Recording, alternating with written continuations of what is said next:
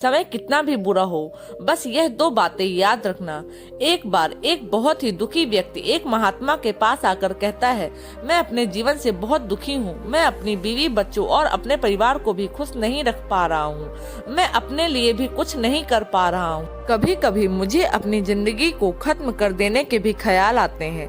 आप इतनी साधनाएं करते हैं, इतनी तपस्या करते हैं, या आप मुझे कोई ऐसा मार्ग बता सकते हैं जिससे मैं अपने बुरे वक्त से बाहर आ सकूं? मेरा बहुत बुरा समय चल रहा है। 2 वक्त की रोटी का इंतजाम करना भी मेरे लिए बहुत मुश्किल हो गया है।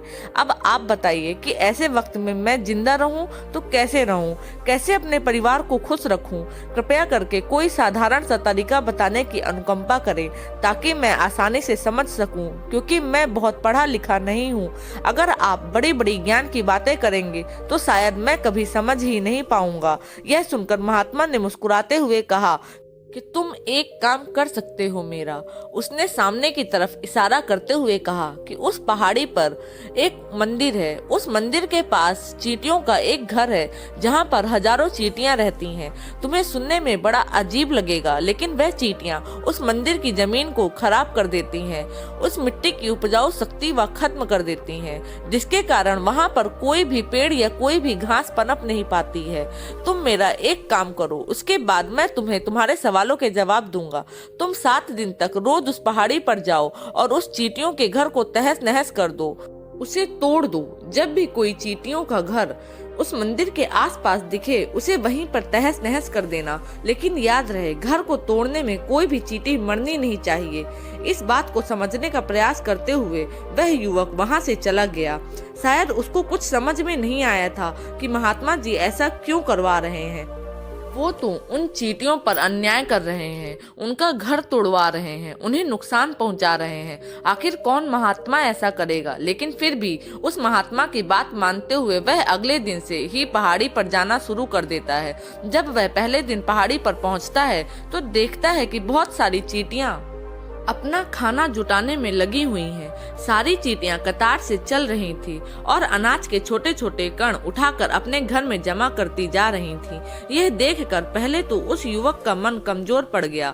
उसने सोचा कि यह इतनी मेहनत करके अपना घर भर रही हैं और मैं इनके घर को तबाह कर दूंगा तो इनको कितना बुरा लगेगा। लेकिन फिर उसने उस महात्मा की बात याद करते हुए उस घर को तोड़ना शुरू कर दिया। जल्द ही चींटियों में हाहाकार मच गए। वह इधर उधर दौड़ने लगी। अभी तक जो कतार में चल रही थी, अब वह बिखर गईं और इधर उधर अपनी जान बचाने के लिए भागने लगी। थोड़ी देर में घर टूट गया और सारी चींटियां इधर उधर छुपने के लिए भाग चुकी थीं। यह करने के बाद वह युवक दुखी मन से वापस अपने घर पर लौट आया। उसका मन परेशान था, दुखी था, पश्चाताप से भरा हुआ था। फिर उसने अपने बिस्तर में रात में लेटे लेटे ही सोचा कि अब तो चींटियों का घर तबाह हो चुका है। अब वह वापस जाने से क्या प्रयोजन है? अब क्या फायदा होगा? क्योंकि चींटियों का घर तहस नहस करने के लिए महात्मा जी ने कहा था, जो मैं कर चुका हूँ। लेकिन फिर भी कुछ सोचकर अगले दिन उसने फिर से जाने का निश्चय किया और अगले दिन सुबह सुबह उठकर वह वापस उसी पहाड़ी पर पहुँच जाता है। पहाड़ी पर पहुंचकर वह उसी जगह पर पहुंचता है जहां पिछले सुबह उसने उस घर को तहस नहस कर दिया था। लेकिन वह यह देखकर चौंक जाता है कि उन चींटियों ने फिर से अपना घर बना लिया है और वह फिर से अपने घर के लिए सामान इकट्ठा करने में जुटी हुई थी। उस आदमी को देखकर लगा कि यह चींटियां कितनी मूर्ख हैं। इनको पता है कि कल ही इनका घर इसी जगह पर तबाह किया गया था और उसी जगह पर उन्होंने फिर से अपना नया घर भी बना लिया। और यह सोचकर वह आदमी हंसने को हुआ। लेकिन फिर से महात्मा की बात याद करते हुए उसने उन चींटियों का घर फिर से तबाह करना शुरू कर दिया। फिर से उन चींटियों में हलचल मच गई और थोड़ी देर में वह चींटियां इधर उधर आकर अपनी जान बचाने लगी। कुछ ही देर में उनका घर फिर से नष्ट हो गया और वह युवक थोड़ा संतोष के भाव से कि इस बार तो मैंने अच्छी तरह से उस घर को तबाह कर दिया। अब तो वह चींटियां यहाँ पर अपना घर बना ही नहीं पाएंगी। और उस घर पर ठंडा पानी भी डाल दिया ताकि चींटियां वहां पर अपना घर ना बना सकें। और इस तरह अपना कर्म पूरा करके वो युवक फिर से अपने घर लौट आया। घर आकर वह इंसान फिर से वही सोच रहा था कि क्या महात्मा यह काम सही करवा रहे हैं? क्या किसी का घर तबाह करना किसी सिद्ध पुरुष को शोभा देता है? क्या हो अगर वह महात्मा सिद्ध पुरुष हो ही ना? क्या होगा अगर वह मुझे बेवकूफ बना रहे हों? लेकिन फिर उसने निश्चय किया कि मैं अपने काम को पहले पूरा कर लेता हूँ, उसके बाद ही पता चलेगा कि महात्मा मुझसे ऐसा क्यों करवा रहे थे। और यही सोचकर वह रात में सो जाता है। अगले दिन सुबह उठकर वह फिर से उसी पहाड़ी की ओर निकल जाता है। पहाड़ी पर पहुंचकर वह उसी जगह पर पहुंचता है जहां पर उसने उसके घर को तबाह कर दिया था। और वो यह देखकर खुश हो जाता है कि वहाँ पर कोई भी घर नहीं था। सारी चींटियां वहाँ से भाग चुकी थीं। अब उसने सोचा कि अब मेरा रोज रोज आने का क्या प्रयोजन, क्योंकि चींटियां तो अपना घर बदल चुकी हैं और महात्मा जी ने मुझे 7वें दिन आने के लिए कहा था, लेकिन आज तो तीसरा ही दिन है। अब बाकी 4 दिन वापस आने का क्या प्रयोजन। और यही सोचकर उसने निश्चय किया कि वह यहाँ से सीधा उसी महात्मा के पास जाएगा और उनको यह सारी बात बता देगा। जब वह वापस मुड़कर उस पहाड़ी से उस महात्मा की कुटिया की तरफ जाने लगा तो उसने देखा तो अचानक उसकी नजर एक और घरौंदे पर पड़ी जो कि चींटियों का ही बनाया हुआ था। मतलब कि वह घरौंदा उन्हीं चींटियों ने ही बनाया था और अब वह चींटियां नए घर में वास कर चुकी थीं।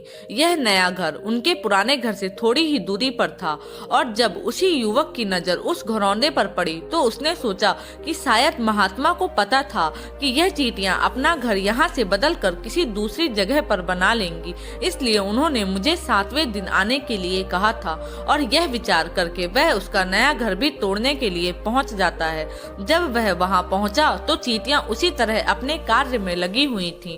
वह अपने लिए खाना इकट्ठा कर रही थी और अपने घर में जमा करती जा रही थी। जो पुराना घर टूटा था वहां भी अनाज के कुछ दाने बचे हुए थे और चींटियां वहां से भी अनाज एकत्र करके वापस अपने नए घर में ला रही थी।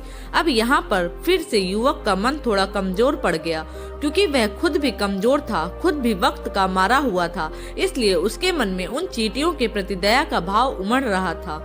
उसके ऊपर उसे दया आ रही थी। वह चाहता था वह उनकी मदद करे, लेकिन वह उल्टा उनको नुकसान पहुंचा रहा था। लेकिन उस महात्मा की बात को याद करते हुए उसने फिर से उस घर को तोड़ने का निश्चय किया और उसने इस बार बड़ी ही सावधानी के साथ बिना किसी चींटी को कोई नुकसान पहुंचाए वह घर तबाह करना शुरू कर दिया। वह वक्त थोड़ा ज्यादा लगा, क्योंकि किसी भी चींटी को नुकसान न पहुंचाने की शर्त महात्मा ने पहले ही रखी थी, इसलिए उसको बड़ी सावधानी के साथ उन घरों को तबाह करना था। लेकिन आखिरकार उसने उस घर को भी तबाह कर दिया और उस घर को तबाह करने के बाद वह बड़े ही दुखी मन से वापस लौट रहा था। इस बार वह पहले से भी ज्यादा दुखी था, क्योंकि उसने उनका नया घर भी तोड़ दिया था। वो उन चींटियों को बसने ही नहीं दे रहा था और वो अब अपने आप को शैतान या दानव समझने लगा था। लेकिन फिर भी उस महात्मा की बात को मानते हुए वह अपने घर पर दुखी मन से वापस आ गया। रात में सोने से पहले एक बार उसने फिर से सोचा कि मैं कितना बड़ा शैतान हूँ, कितना बड़ा दानव हूँ। पुराना घर तो छोड़ो, मैं उन चींटियों को कहीं भी बसने के लिए कोई जगह ही नहीं दे रहा हूँ। वह चींटियां मेरे बारे में क्या सोच रही होंगी, वो कितना दुत्कारती होंगी उस परमात्मा को जो मेरे द्वारा यह काम करवा रहा है। लेकिन फिर भी उसने अगले दिन जाने का निश्चय किया और अगले दिन सुबह सुबह वो फिर से उसी पहाड़ी पर पहुँच गया। वो यह देखकर फिर से एक बार आश्चर्यचकित रह जाता है कि इस बार चींटियों ने एक और नई जगह पर अपना घर बना लिया था, तो पहले से भी ज्यादा ऊर्जा के साथ काम कर रही थी और उन्होंने एक रात में पहले से भी बड़ा घर बना लिया था और अब वह फिर से अपना अनाज और खाना इकट्ठा करने में जुटी हुई थी। यह देखकर उस आदमी को लगा कि यह चींटियां किस मिट्टी की बनी हुई हैं। मैं इनको बार बार यहाँ से भगाने की कोशिश कर रहा हूँ और ये वहीं पर अपना घर बना लेती हैं। क्या इनको पता नहीं कि मैं इन्हें यहाँ पर कभी भी बसने नहीं दूंगा? यह चींटी हैं, दिखने में इतनी छोटी हैं, लेकिन फिर भी यह मुझसे हार नहीं मान रही हैं। बड़ी ताज्जुब की बात है। और इस बार उसने गुस्से में उस घर को तहस नहस करना शुरू कर दिया। लेकिन इस बार तहस नहस करते हुए कुछ चींटियां वहीं पर मर गई, उसके पैरों तले कुचल दी गईं। कुचलने के बाद जब वह अपने अहंकार से बाहर आया तो उसने देखा कि गुस्से में उसने उन चींटियों को कितनी क्षति पहुंचा दी है। उसका मन पश्चाताप से भर गया और वह रोता हुआ अपने घर की तरफ बढ़ गया। रात में सोते वक्त उसने सोचा कि मैं उन चींटियों पर बहुत ज्यादा अत्याचार कर रहा हूँ, अब इससे ज्यादा अत्याचार मैं नहीं कर पाऊंगा। और यही सोचकर वह अगले दिन उन चींटियों के लिए अपने घर से थोड़ा आटा लेकर उसी पहाड़ी पर पहुंच जाता है। आज उसके मन में उन चींटियों के प्रति दया का भाव था। आज वह उनकी मदद करना चाहता था और जब वह वहां पर पहुंचा तो चींटियां फिर से अपने नए घर को बनाने में जुटी हुई थी। उसने बड़ी ही करुणा के साथ उन चींटियों को अपना लाया हुआ आटा खिलाया और अगले 3 दिनों तक वह ऐसा ही करता रहा। वह रोज सुबह जाता और उन चींटियों को अपने हाथों से आटा खिलाता। 7 दिन के बाद वह युवक उस महात्मा के पास पहुंचकर हाथ जोड़कर बोलता है कि हे महात्मा जी, मुझे माफ कर देना। मैंने उन चींटियों का घर तबाह करने के लिए बहुत कोशिश की। मैंने उनका घर तबाह किया, फिर एक बार नहीं 4-4 बार मैंने उनका घर तोड़ा। उसके बाद मैं हिम्मत नहीं कर पाया, उनके घर को नहीं तोड़ पाया। मैं समझ सकता हूँ कि मैंने आपका काम पूरा नहीं किया और इसके बदले आप मुझे वह तरीके भी नहीं बताएंगे जो कि मुझे मेरे बुरे समय से बाहर निकाल सकते हैं, लेकिन मुझे इसका कोई खेद नहीं है। मुझे लगता है कि मैंने जो किया वह सही किया, इसीलिए मैं आपसे आज्ञा लेकर वापस जा रहा हूँ। कृपया मुझे वापस अपने घर जाने की आज्ञा दीजिए। यह सुनकर महात्मा ने मुस्कुराते हुए कहा कि अरे बेटा, कहाँ चल दिए? रुको तो सही, जलपान तो कर लो, थोड़ी देर ठहर जाओ, उसके बाद चले जाना। और यह कहकर वो महात्मा उस युवक के लिए पानी लेकर आते हैं। पानी पिलाने के बाद महात्मा उस युवक से पूछते हैं कि तुम मुझे यह बताओ कि आखिर तुम उन चींटियों का घर तबाह क्यों नहीं कर सके? वह चींटियां तो छोटी छोटी हैं और तुम इतने विशाल काय हो, फिर भी तुम उन छोटी छोटी चींटियों का घर तबाह नहीं कर पाए। कहाँ है तुम्हारी शक्ति, तुम्हारा बाहुबल? इसका जवाब देते हुए उस युवक ने कहा कि हे महात्मा, मैंने उन चींटियों का घर तबाह कर दिया था, बार बार किया था। एक बार तो अपने गुस्से में उन चींटियों को भी मैंने हानि पहुंचा दी थी, लेकिन जिस दिन मैंने उनको हानि पहुंचाई उसी दिन मेरे को लगा कि मैं इनको क्यों हानि पहुंचा रहा हूँ, वह इनको इतनी तकलीफ दे रहा हूँ, और उसी दिन से मैंने उनको क्षति पहुंचाने के बजाय, नुकसान पहुंचाने के बजाय उनकी सहायता करना शुरू कर दी। यह सुनकर उस महात्मा ने कहा कि यही तो सीखने की बात है। एक छोटी सी चींटी हमें जीवन का संदेश दे जाती है। मैंने तुम्हें उन चींटियों का घर तबाह करने के लिए नहीं भेजा था, बल्कि इसलिए भेजा था कि तुम कुछ सीख ले सको। तुम्हें उन चींटियों से क्या सीख मिली, क्या यह तुम मुझे बता सकते हो? यह सुनकर उस युवक ने पूरी कहानी बयां कर दी। पूरी कहानी सुनने के बाद महात्मा ने मुस्कुराते हुए कहा कि बेटा, पहली सीख जो इन चींटियों से लेने की थी वो यह है, तुमने कितनी ही बार उनके घर को तोड़ने की कोशिश की, कितनी ही बार प्रयास किया कि उनका घर तबाह हो जाए, लेकिन वह हर बार अपना नया घर बना लेती थी। उन्होंने कभी भी हार नहीं मानी। अगर वह हार मान लेती तो वह चींटियां तुम्हें वहां पर नहीं मिलती। जीवन कार्यशील का नाम है, कर्मशील का नाम है, लेकिन हम मनुष्य 1-2 बार हार मिलने पर ही टूट जाते हैं, हताश हो जाते हैं और फिर जीवन में प्रयास ही नहीं करते। और कुछ लोग तो अपनी जिंदगी को खत्म करने पर उतारू हो जाते हैं। लेकिन जानवरों से तुमने एक बात सीखी होगी कि वो कभी भी स्वयं से अपना जीवन खत्म नहीं कर सकते हैं।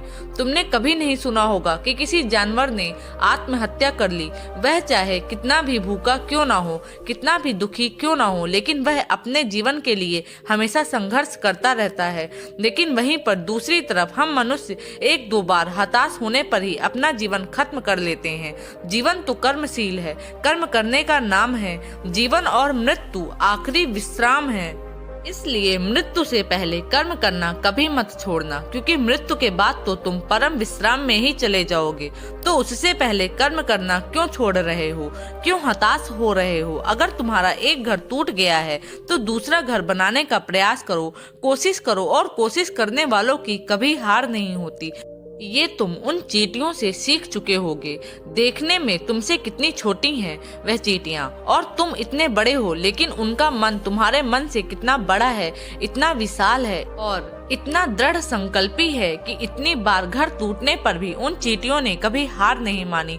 दूसरी सीख यहाँ से लेने की थी वो यह थी कि जब भी हमारे ऊपर बुरा समय आता है, हमें लगता है कि यह समय कभी नहीं जाएगा, यह समय मेरे जीवन को बर्बाद कर देगा, मुझे कभी नहीं जीने देगा, और अपने इन्हीं ख्यालों से, अपने इन्हीं विचारों से, जिनका असलियत में कोई भी अस्तित्व नहीं है, वो सिर्फ एक विचार है, और वही विचार हमारे मन को दुखी कर देते हैं और इसलिए हम प्रयास करना भी छोड़ देते हैं। लेकिन तुम खुद सोचो कि बार बार प्रकृति हमें क्षति पहुंचाएगी, नुकसान पहुंचाएगी, लेकिन कब तक पहुंचाएगी? अगर हम बार बार फिर से उठ के फिर से नया प्रयास करते रहेंगे तो प्रकृति भी हमारे सामने घुटने टेक देगी और वह भी एक दिन हमारे ऊपर दयावान हो जाएगी, कृपालु हो जाएगी, और वह हमें सब कुछ देने लगेगी जिसकी हमें कभी कामना भी नहीं की थी।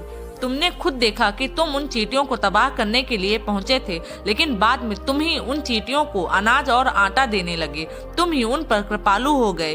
क्यों हुए? क्योंकि तुमने देखा कि वह चींटियां हार ही नहीं मान रही हैं। इसी तरह अगर तुम भी अपने जीवन में कभी हार नहीं मानोगे तो एक ना एक दिन यह प्रकृति तुम्हें वह सब कुछ देगी जो तुम अपने जीवन में पाना चाहते थे। तो दोस्तों, आशा करती हूँ कि यह कहानियाँ आपको पसंद आई होंगी। ऐसी ही अच्छी अच्छी कहानियाँ सुनने के लिए हमारे चैनल को लाइक, सब्सक्राइब और शेयर करें। धन्यवाद।